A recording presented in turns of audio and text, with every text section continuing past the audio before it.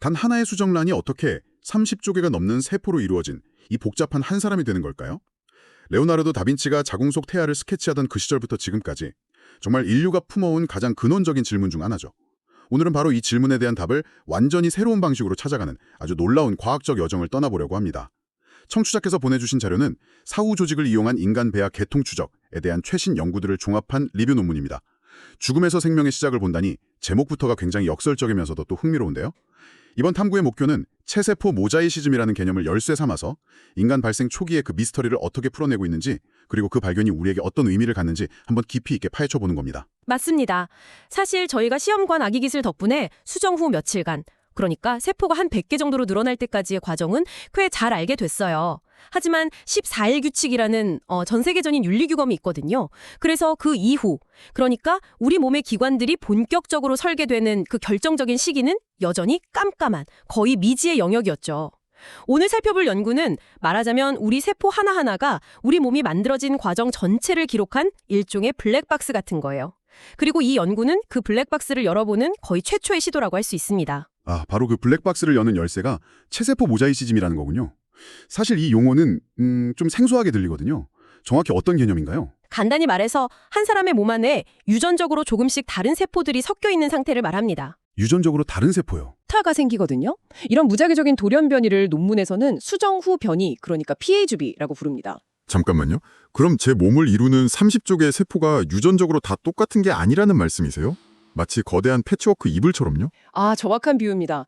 여기서 정말 중요한 점은요. 한 번 생긴 돌연 변이는 그 세포의 모든 자손에게 그대로 이어진다는 거예요.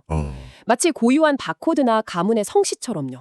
예를 들어 수정란이 처음 분열해서 생긴 두 세포에 각각 A와 B라는 돌연 변이가 생겼다고 가정해보죠. 그럼 A의 자손들은 모두 A를, B의 자손들은 모두 B를 갖게 됩니다. 그 다음 분열에서 또 새로운 돌연 변이가 추가되고요. 이 바코드를 역으로 추적하면 어떤 세포가 어떤 세포로부터 유래했는지, 즉 세포의 가계도를 완벽하게 재구솔할 수 있게 되는 겁니다. 와우. 우리 몸 자체가 세포 분열에 살아있는 역사책이라는 거네요. 세포 하나하나가 자기 조상이 누군지 기록을 품고 있는 셈이고요. 정말 기발한 발상인데 이런 아이디어를 처럼 떠올린 건 어디서부터였나요? 그게 암 연구에서 시작됐습니다. 암 연구요. 네. 과학자들이 암세포의 유전자를 분석해보니까 암을 유발하는 핵심 돌연변이, 소위 운전자 돌연변이 말고요. 아무 기능 없어 보이는 수많은 동승자 돌연변이가 있다는 걸 발견했어요. 처음엔 이게 그냥 노이즈, 오류라고 생각했는데 이 동승자 돌연변이들의 패턴을 분석하니까 암세포가 어떻게 진화하고 다른 장기로 퍼져나가는지 그 개통도를 그릴 수 있었던 거죠. 여기서 누군가 정말 엄청난 생각을 한 겁니다. 이걸 정상세포에도 적용할 수 있지 않을까? 질병을 이해하는 도구가 생명의 근원을 밝히는 열쇠로 바뀌는 순간이었죠. 잠깐만요. 여기서 좀 이상한 점이 있습니다. 이론은 알겠는데 살아있는 사람에게서 조직 검사하듯이 세포를 얻으면 될 텐데 왜 굳이 사후 기증된 신체가 필요하다고 하는 거죠? 그게 훨씬 더 복잡하고 어려울 것 같은데요. 아주 중요한 질문입니다. 그 이유는 초기 발생 과정을 제대로 복원하려면 우리 몸의 기본 설계도인 3개의 배엽에서 유래한 세포를 모두 얻어야 하기 때문이에요. 3개의 배엽이요? 네. 피부와 뇌를 만드는 외배엽, 혈액과 근육, 뼈를 만드는 중배엽, 그리고 간이나 폐, 대장 같은 내부 장기를 만드는 내배엽. 이 세 가지가 우리 몸의 모든 것을 만드는 근원이거든요. 그런데 살아있는 한 사람에게서 뇌조직, 심장 근육, 그리고 장 내벽 세포를 동시에 그것도 충분한 양을 얻는 건 사실상 불가능하잖아요. 그렇군요. 한 개인의 완벽한 발생 지도를 그리려면 말 그대로 그 사람의 모든 부위가 필요하다는 거네요. 하지만 사후 조직이라는 게 좀 찜찜하게 들리기도 합니다. 죽은 사람의 세포가 살아있을 때와 정말 똑같은 정보를 담고 있다고 확신할 수 있나요? 변질될 가능성은 없습니까? 그것도 충분히 가질 수 있는 의문입니다. 실제로 사후 시간이 지나면 RNA나 단백질 같은 분자들은 아주 빠르게 분해돼요. 하지만 DNA는 다릅니다. DNA는요? DNA는 놀라울 정도로 안정적인 분자라서 적절한 조건에서는 수백, 수천 년도 보존되거든요. 이 연구는 바로 그 DNA에 새겨진 바코드를 읽는 것이기 때문에 사후 조직을 사용해도 전혀 문제가 없는 겁니다. 오히려 한 개인에게서 몸 전체의 샘플을 얻을 수 있는 거의 유일한 방법이죠. 죽음을 통해 생명의 시작을 본다는 이 연구의 역설적인 제목이 바로 여기서 비롯된 거고요. 알겠습니다. 이론은 완벽한데 30쪽의 세포 속에서 그 미세한 돌연변이 하나를 찾는다는 게 말 그대로 사막에서 바늘 찾기 아닌가요? 과학자들이 이걸 대체 어떻게 가능하게 만든 거죠? 처음에는 정말 무식하고 오래 걸리는 방법을 썼습니다. 체외 클론 증식이라고요. 피부 같은 데서 세포 딱 하나를 떼어내서 실험실에서 2달 넘게 키워서 수백만 개로 불리는 거예요. 2달이나요? 너무 비효율적인데요? 그렇죠. 한 세포에서 유래했으니까 유전 정보가 똑같아서 가장 순수한 신호를 얻을 수 있었지만 시간도 너무 오래 걸리고 실험실 환경에서 잘 자라는 좀 튼튼한 세포만 선택되는 그런 편향도 있었고요. 그래서 다음엔 더 똑똑한 방법이 나왔습니다. 레이저 포획 미세절제라는 기술인데 현미경으로 조직을 보면서 레이저를 이용해서 원하는 세포 집단만 정밀하게 도려내는 일종의 세포 외과 수술 같은 거죠. 훨씬 정교해졌네요. 네. 이건 조직 내에서 세포가 원래 어디 있었는지 그 위치 정보를 알 수 있다는 엄청난 장점이 있었어요. 그럼 지금은 어떤 방법을 쓰나요? 지금은 더 발전했을 것 같은데요. 지금은 아예 세포 하나하나의 DNA를 직접 통째로 읽어버리는 수준까지 왔습니다. 단일 세포 DNA 시퀀싱이라는 기술 덕분이죠. 많은 세포를 한 번에 분석할 수 있어서 연구 속도가 폭발적으로 빨라졌어요. 물론 초기엔 DNA를 증폭하는 과정에서 없던 오류가 생기는 치명적인 단점이 있었는데요. 최근에는 몸의 여러 부위에서 얻은 수많은 세포 데이터를 서로 교차 검증해서 이런 오류를 걸러내는 방식으로 정확도를 비약적으로 높였습니다. 이제 정말로 세포의 가계도를 그릴 수 있는 도구가 완성된 셈이죠. 알겠습니다. 방법론은 충분히 이해가 됐습니다. 정말 궁금한 건 그래서 이 세포 가계도를 그려봤더니 우리가 몰랐던 어떤 충격적인 사실들이 드러났는가 하는 점입니다. 그야말로 교과서가 다시 쓰일 만한 발견들이 쏟아져 나왔습니다. 가장 충격적인 것 중 하나는 비대칭적 기여라는 현상이에요. 수정 후 첫 세포 분열로 생긴 2개의 딸세포가 우리 몸을 정확히 50대 50으로 만들지 않는다는 겁니다. 잠깐만요. 그건 정말 의외네요. 그럼 우리 몸의 절반은 첫 번째 딸세포에서 나머지 절반은 두 번째 딸세포에서 온 게 아니란 말인가요? 상식적으로는 그래야 할 것 같은데요. 바로 그 상식이 깨진 겁니다. 놀랍게도 거의 모든 경우에 한쪽 세포가 훨씬 더 많은 부분, 많게는 70%까지 기여하는 비대칭 현상이 나타납니다. 70%나요? 네, 개인마다 다르지만 대략 1대2 정도의 비율을 보인다고 해요. 우리는 흔히 우리 몸이 완벽한 대칭에서 시작한다고 생각하지만 실제로는 첫 단추부터 한쪽으로 치우쳐진 일종의 운이 작용하는 셈이죠. 그러니까 청취자님의 왼손과 오른손은 유전적으로 아주 미세하게 다른 역사를 가지고 시작했을 가능성이 매우 높다는 뜻입니다. 와, 그럼 우리 몸의 시작부터가 불균등했다는 거군요. 왜 이런 비대칭성이 나타나는 거죠? 모든 세포가 공평하게 참여하는 게 아니라 소수의 설립자 세포가 그 형성 과정의 대부분을 담당한다는 거예요. 소수의 개척자들처럼요. 맞습니다. 마치 소수의 개척자들이 새로운 도시의 기반을 다지는 것처럼요. 이 소수의 세포가 어느 계통에서 왔느냐에 따라 특정 조직의 유전적 구성이 크게 달라지는 겁니다. 그렇군요. 그럼 세포의 운명이 결정되는 시점, 예를 들어 어떤 세포가 태아가 되고 어떤 세포가 태반이 될지 정해지는 순간 같은 것도 알아냈나요? 네, 그 시점들이 훨씬 더 명확해졌습니다. 태반이 될 세포와 태아가 될 세포의 운명은 놀랍게도 3에서 4번째 세포 분열이라는 아주 이른 시기에 결정돼요. 8개 세포 중에 3개는 태아로, 5개는 태반으로 갈라지는 식으로요. 와, 우리 몸 전체를 이루게 될 세포가 고작 2, 3개에서 시작한다는 거네요. 더 놀라운 건 우리 몸의 좌우축이 결정되는 시점입니다. 이건 그보다 더 빠른 1에서 4번째 세포 분열 단계에서 일어난다고 해요. 훨씬 더 빠르네요. 네, 심장이나 간 같은 비대칭적인 기관이 만들어지기도 훨씬 전에 이미 우리 몸의 좌우 비대칭성이 결정된다는 뜻입니다. 또 3개의 배업 중에서는 피부와 신경이 될 외배업의 운명이 가장 먼저 결정되는 것으로 나타났고요. 말 그대로 생명의 초기 설계도가 점점 더 선명하게 그려지고 있는 거죠. 정말 대단하네요. 우리가 어디에서 왔는지 이해하는 완전히 새로운 문이 열린 것 같습니다. 이 모자이시즘 연구가 확장되면서 생명의 초기 설계도가 점점 더 선명해지는 느낌입니다. 자료는 미래에 대한 질문을 던지며 마무리되는데요. 앞으로 해결해야 할 과제나 이 연구가 나아갈 방향은 무엇일까요? 아직은 정말 초기 단계입니다. 지금까지 약 25명의 사후 기증자 연구를 통해 이런 사실들을 일반화했지만 더 많은 개인과 인종의 데이터가 필요하죠. 앞으로는 훨씬 더 정밀한 3차원 인간 발생 지도를 완성해야 하고 또 노화나 질병 및 이 세포 계통에 어떤 영향을 미치는지도 연구해야 합니다. 예를 들어 어떤 세포가 간세포가 될지 폐세포가 될지가 결정되는 정확한 순간과 그 최소 세포 수를 알아낸다면 어떻게 될까요? 줄기세포를 이용해서 필요한 세포를 정확히 만들어낼 수 있게 되겠군요. 바로 그겁니다. 인공장기나 미니장기, 즉 오가노이드를 만드는 재생의학 분야에 엄청난 돌파구를 마련할 수 있을 겁니다. 단순히 우리가 어떻게 만들어졌나라는 근원적인 질문을 넘어서 어떻게 하면 손상된 조직을 재생하고 질병을 치료할 수 있는가에 대한 실용적인 답을 줄 수 있는 거죠. 네네. 물론 이를 위해서는 더 많은 데이터가 필요하고요. 또 죽음을 통해 생명의 시작을 연구한다는 이 역설적인 학문의 발전을 위해서 자신의 몸을 기증한 분들에 대한 깊은 감사를 잊지 말아야겠습니다. 청취자분들께 마지막으로 생각해볼 질문을 하나 던지며 마무리하겠습니다. 오늘 나눈 이야기에 따르면 우리 몸의 30조 개가 넘는 세포는 각각 고유한 유전적 역사를 가진 조금씩 다른 존재들의 거대한 연합체라고 합니다. 내 몸이 사실상 유전적으로 다른 세포들의 모자이크 공동체라면 하나의 통일된 나라는 개념은 대체 무엇을 의미할까요? 그리고 내 몸의 시작이 50대 50의 완벽한 균형이 아니라 우연과 비대칭에서 비롯되었다는 사실은 우리 자신을 이해하는데 어떤 새로운 관점을 제시할까요? 안녕하세요. 오늘은 체세포 돌연변이를 일종의 유전적 바코드로 사용해서 인간 초기 배아 발생의 개통도를 재구성한 연구 논문을 함께 살펴보겠습니다. 네, 그럼 바로 첫 번째 분석부터 시작해 볼까요? 좋습니다. 첫 번째로 이야기하고 싶은 건요. 이 논문이 제시하는 그 획기적인 발견들이 있잖아요. 이게 인간 발생 생물학의 아주 오래된 질문들이랑 어떻게 직접적으로 연결되는지 이걸 더 명확하게 보여주면 어땠을까 하는 점입니다. 아, 그 지점 정말 공감해요. 논문의 토론, 그 디스커션 섹션을 읽어보면요. 이 연구를 통해 발견한 중요한 사실들, 예를 들어 초기 배아의 돌연변이율이 감소한다거나 영양막이 언제 분리되는지. 네, 외배엽의 기원세포가 제한적이라는 결과 같은 것들이요. 맞아요. 그런 결과들을 잘 요약해주고 있잖아요. 근데 이 발견들이 그래서 어떤 의미가 있는지에 대한 그 연결고리가 조금은 아쉬웠어요. 바로 그거죠. 그 so what이 살짝 빠져있는 느낌. 현재 토론 섹션은 연구 결과를 잘 정리하는 데 집중하고 있거든요. 네, 그 자체로도 훌륭하지만요. 그렇죠. 근데 이 발견들이 왜 기존의 정적인 조직학적 관찰을 뛰어넘는 혁신인지, 그리고 수십 년간 해결되지 않았던 발생학 분야의 어떤 특정 난제에 답을 주는지 그걸 명확하게 보여주지는 못하고 있어요.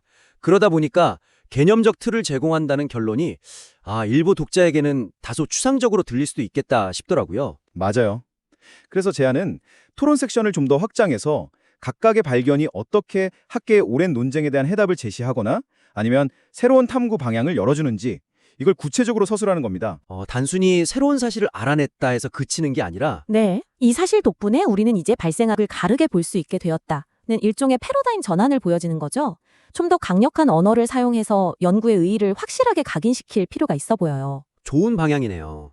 예를 들어서 그 원시혈액의 기원에 대한 부분을 생각해 볼 수 있겠어요? 네, 아주 좋은 예시죠. 서론에서 쥐 연구는 원시선 기원설, 인간 조직학 연구는 하배업 기원설, 이렇게 대립한다고 언급했잖아요. 이 오랜 논쟁을 토론에서 다시 한번 끌어오는 거죠. 바로 그거예요. 그리고 이 논문의 데이터가 어떻게 유전적 증거를 통해 인간 발생에서는 하배업 기원설이 맞다는 걸 결정적으로 증명하는지 이걸 명확히 기술하는 거죠. 그냥 우리 데이터는 합의업 기원설을 지지한다 이 정도 수준이 아니라요. 훨씬 넘어서요. 예를 들면 수십 년간 이어진 원시혈액의 기원 논쟁은 이제 우리의 유전적 계보 분석을 통해 마침내 종지부를 찍게 되었습니다. 이런 식으로요. 아주 자신감 있고 선언적인 문장으로요. 와, 듣기만 해도 훨씬 임팩트가 있네요. 그렇죠. 두 번째 예시로는 외배업의 기원에 대한 발견을 생각해 볼 수 있어요. 외배업이 다른 두 배업보다 더 적은 수의 전구세포에서 유래했다는 그 사실이요? 네, 현재는 그 사실을 전달하는 데 그치고 있지만 여기에 기능적 발생학적 의미를 부여하는 거죠. 왜 그랬을까? 이 질문을 던져보는 거예요. 어떤 잠재적인 함의를 탐구하는 문장을 추가하는 식으로요. 맞습니다. 예를 들어 외배엽의 이러한 선택과 집중 전략은 신경계와 피부라는 고도로 특수화된 조직을 형성하는 과정에서 다른 내부 장기들과는 근본적으로 다른 발생학적 제약이나 효율성을 반영하는 것일 수 있습니다. 이런 식으로요. 단순한 데이터 포인트가 아니라 생물학적 원리에 대한 깊이 있는 통찰로 격상되는 느낌이네요. 네, 마지막으로 연구 방법론 자체의 의의를 강조하는 것도 중요해요. 체세포 돌연변이를 바코드로 사용했다는 거요. 이게 그냥 기술적인 도구 설명으로 끝나면 안 될 것 같아요. 정확해요. 이 방법론이 발생학을 바라보는 관점 자체를 어떻게 바꿨는지에 초점을 맞추는 게 중요합니다. 비유적인 표현을 쓰면 아주 효과적일 수 있어요. 예를 들면 어떤 게 있을까요? 가령 본 연구에 사용된 접근법은 발생 과정을 단편적인 스냅샷의 연속이 아닌 각 세포의 탄생부터 운명까지 모든 역사를 담은 하나의 고해상도 영상으로 바꿔놓았습니다. 와 같이 서술하는 거죠. 와, 그렇게 하면 이 연구가 단순한 발견을 넘어서는 패러다임의 전환이라는 점을 아주 효과적으로 전달할 수 있겠네요. 그렇죠. 그 방법론을 발견의 주인공으로 만들자는 접근법, 정말 흥미롭네요. 사실 그게 제가 생각했던 다음 지점과도 바로 연결되는데요. 아, 그런가요? 네, 바로 이 방법론적 설명을 생물학적 질문과 더 긴밀하게 엮어서 전체적인 이야기의 설득력을 높이는 문제입니다. 네, 좋습니다. 그럼 두 번째 분석으로 넘어가 보죠. 연구의 핵심 내러티브는 방법론적 설명을 생물학적 질문과 긴밀하게 통합함으로써 더욱 응집력 있고 설득력 있는 이야기로 발전할 수 있다는 점이에요. 랑 생물학적 발견 파트가 좀 분리된 느낌을 주기도 해요. 특히 유전체학 비전문가인 발생 생물학자들 입장에서는 왜 이 복잡한 방법이 이 비밀을 푸는 유일한 열쇠였을까? 이걸 직관적으로 이해하기 어려울 수 있겠다 싶었어요. 아주 정확한 지적이에요. 그 두 요소 간의 연결고리가 약하면 독자들은 기술적 장벽 앞에서 길을 잃을 수 있죠. 네, 맞아요. 그래서 제안하고 싶은 건 결과서술부 곳곳에 방법론적 근거를 아주 유기적으로 녹여내는 거예요. 주요 발견을 제시할 때마다 왜 이 돌연변이 추적 방식이 기존의 방법으로는 도저히 불가능했던 통찰을 제공했는지를 간결하게 상기시켜주는 거죠. 아, 내러티브의 흐름을 끊는 게 아니라 오히려 강화하는 방식으로요? 흥미롭네요. 네. 예를 들어서 그림 3에서 영양막 분리 시점을 설명하는 부분에 한번 적용해 볼 수 있을까요? 지금은 그냥 분석 결과 4-16세포 시기의 분리됨을 발견했다. 이렇게 좀 건조하게 서술되어 있잖아요. 그렇죠. 이걸 이렇게 한번 바꿔보는 거예요. 전통적인 발생학은 조직의 모양이 현미경으로 다르게 보일 때 비로소 분화를 인지할 수 있었습니다. 하지만 우리는 공유된 돌연변이라는 세포의 기억을 역추적함으로써 눈에 보이는 형태적 변화가 나타나기 훨씬 이전 그들의 조상세포가 각자의 운명을 향해 첫걸음을 뗀 바로 그 결정적 순간을 정확히 포착할 수 있었습니다. 와, 결정적 순간을 포착했다는 표현 정말 좋은데요. 그냥 데이터를 나열하는 게 아니라 생물학적 미스터리를 풀어가는 흥미진진한 과정으로 보여주는 거잖아요. 바로 그거죠. 독자들이 훨씬 몰입하게 될 거예요. 발견의 순간을 독자가 함께 경험하게 만드는 겁니다. 새 배업의 클론 구성에 대해 설명하는 부분에도 비슷한 방식을 적용할 수 있어요. 외배업의 지원에 대해 설명할 때 마치 아나의 탐정 이야기처럼 구성해보는 거죠. 탐정 이야기라니 재밌네요. 어떻게 풀어낼 수 있을까요? 예를 들면 이런 식이에요. 데이터를 분석하던 중 우리는 외배업 조직에서 한 가지 흥미로운 패턴을 발견했습니다. 네. 소화관이나 심장 같은 다른 조직에서는 수많은 조상세포가 광범위하게 기여한 흔적이 보였지만 피부 조직은 마치 소수의 정예화된 설립자 세포 집단으로부터 만들어진 것처럼 보였습니다. 아, 이는 단순한 통계적 우연이 아니었습니다. 바로 배아의 가장 바깥층이 어떻게 형성되는지에 대한 근본적인 단서였죠.